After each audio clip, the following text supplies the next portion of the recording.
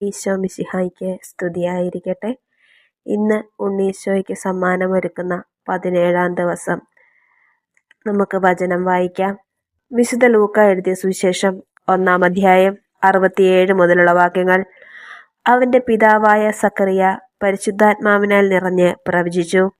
ഇസ്രായേലിന്റെ ദൈവമായ കർത്താവ് വാഴ്ത്തപ്പെട്ടവൻ. അവിടുന്ന് തന്റെ ജനത്തെ സന്ദർശിച്ച് രക്ഷിച്ചു. തന്റെ ദാസനായ ദാവീദിന്റെ ഭവനത്തിൽ നമുക്ക് ശക്തനായൊരു രക്ഷകനെ ഉയർത്തി. ആദ്യമുതൽ തന്റെ വിശുദ്ധന്മാരായ പ്രവാചകന്മാരുടെ അധരങ്ങളിലൂടെ അവിടുന്ന് അരുളി ചെയ്തതുപോലെ ശത്രുക്കളിൽ നിന്നും നമ്മെ വെറുക്കുന്നവരുടെ കയ്യിൽ നിന്നും നമ്മെ രക്ഷിക്കുവാനും നമ്മുടെ പിതാക്കന്മാരോട് വാഗ്ദാനം ചെയ്ത കാരുണ്യം നിവർത്തിക്കാനും നമ്മുടെ പിതാവായ അബ്രഹാത്തോട് ചെയ്ത അവിടുത്തെ വിശുദ്ധമായ ഉടമ്പടി അനുസ്മരിക്കാനും ശത്രുക്കളുടെ കൈകളിൽ നിന്ന് വിമോചിതരായി നിർഭയം പരിശുദ്ധാരൂപിയിലും നീതിയിലും എപ്പോഴും അവിടുത്തെ മുൻപിൽ ശുശ്രൂഷ ചെയ്യുവാൻ വേണ്ട അനുഗ്രഹം നമുക്ക് നൽകാനുമായിട്ടാണിത്. നീയോ കുഞ്ഞേ അത്യുന്നതന്റെ പ്രവാചകൻ എന്ന് വിളിക്കപ്പെടും. കർത്താവിന് വഴിയൊരുക്കാൻ അവിടുത്തെ മുൻപേ നീ പോകും.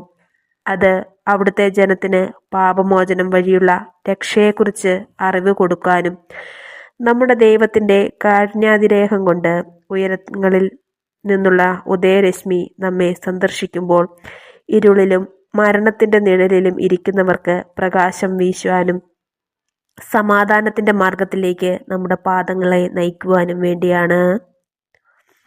സുഗതജപം. എൻ്റെ ഉണ്ണീശോയെ, എൻ്റെ ഹൃദയത്തെ അങ്ങേ സ്നേഹാഗ്നി കൊണ്ട് ജ്വലിപ്പിക്കണമേ. എൻ്റെ ഉണ്ണീശോയെ, എൻ്റെ ഹൃദയത്തെ അങ്ങേ സ്നേഹാഗ്നി കൊണ്ട് ജ്വലിപ്പിക്കണമേ.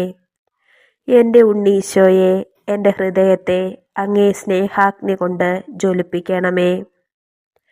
സൽപ്രവൃത്തിയായി നമ്മുടെ കുടുംബങ്ങളെ സമർപ്പിച്ച് 50 സുഹൃദേപം ചൊല്ലി ഉണ്ണീശോയ്ക്ക് കാഴ്ചവെക്കുക.